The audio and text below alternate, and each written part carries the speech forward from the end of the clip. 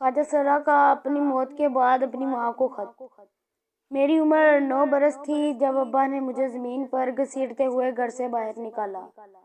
میں چیخ چیخ کر تمہیں پکارتا رہا مگر تم بے حس سہمی ہوئی کھڑی رہتی۔ وہاں تمہارے آنسو تھے جو اس بات کا ثبوت تھے کہ تم ابا کے ہاتھوں بہت زیادہ مجبور تھی۔ محلے والوں کے طنز، رشتہ داروں کے تانے، لوگوں کی چبھی ہوئی لگائی ہوئی باتوں پر جب ابا بے قابو ہو جاتے، اپنے کالے چمڑے کے چبل سے میری جسم کی چمڑی ادھیڑ دیتے۔ جسم پر لگائے نقش لگائے میں اپنی کال کوٹری کی جانب چلا جاتا جو کہ واحد گھر میں میرے لیے پناہ گاہ بنائی گئی تھی۔ جب رات ہوتی تو تم اپنے کمرے سے دبے پاؤں نکلتی اور میرے پاس آ جاتی، مجھے سینے سے لگاتی اور اپنے دوپٹے سے میرے زخموں کو ٹکور کرتی، میرا سر اپنے گود میں گھنٹوں رکھتی اور اپنی آہوں اور سسکیوں کی آواز اسی کوٹھنی میں سما دیتی۔ جب گھر مہمان آتے مجھے چھپا دیا جاتا گھر کے اسٹور کے تنگ اور ترین کمرے میں، فالتو سامان کے ساتھ مجھے بند کر دیا جاتا۔ کبھی تم میرے ماتھے کو بوسہ دیتی، کبھی میرے ہاتھوں کو چومتی اور اس بات کی گواہی دیتی کہ بیٹا میں تم سے بہت زیادہ پیار کرتی ہوں۔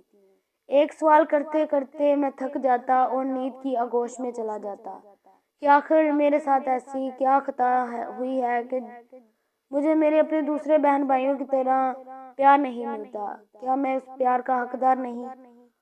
ہاں، تمہاری گود میں سو جانے کے بعد یہ دعا کرتا کہ یہ رات کبھی ختم نہ ہو، مگر صبح ہوتے ہی تم پھر اس عورت کا لبادہ اوڑھ لیتی جو معاشرے کے خوف سے مجھے پیار کرنے سے ڈرتی تھی۔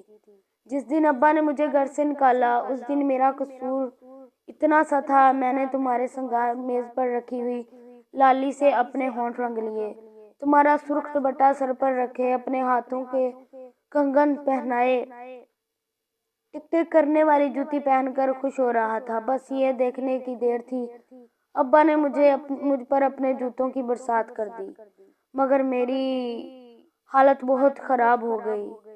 ابا گالم گلوچ ہوتے رہے، زمین پر گھسیٹتے گھسیٹتے انہوں نے مجھے باہر نکالا۔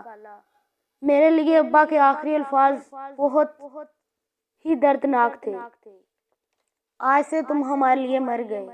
یہ جملہ سنتے ہی میری آنکھوں سے پانی نکلنا شروع ہو گیا اور ہاتھوں کی گرفت جو ابا کے پیروں کو مضبوطی سے پکڑ رکھا تھا کمزور پڑ گئی، میری گڑ گڑاتی ہوئی زبان خاموش ہو گئی، میرے آنسو تھم گئے کیونکہ میں جانتا تھا ابا اپنی کہی بات کے پکے ہیں۔ شکریہ۔